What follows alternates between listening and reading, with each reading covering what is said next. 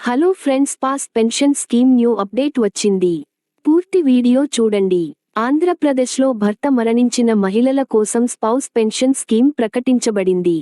August 1, 2025 నుండి 1,09,155 మంది లబ్ధిదారులకు 4,000 రూపాయలు చొప్పున పెన్షన్ వస్తుంది.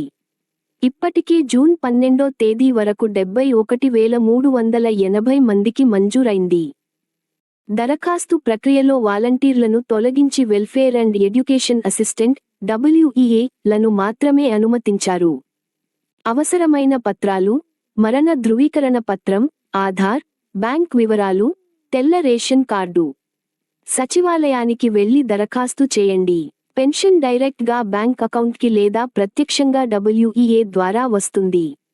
ఈ పథకం కోసం ప్రభుత్వం నెలకు 43 కోట్ల రూపాయలు పైగా ఖర్చు చేస్తోంది. మరిన్ని సమాచారం కోసం మా ఛానల్ను సబ్స్క్రైబ్ చేయండి.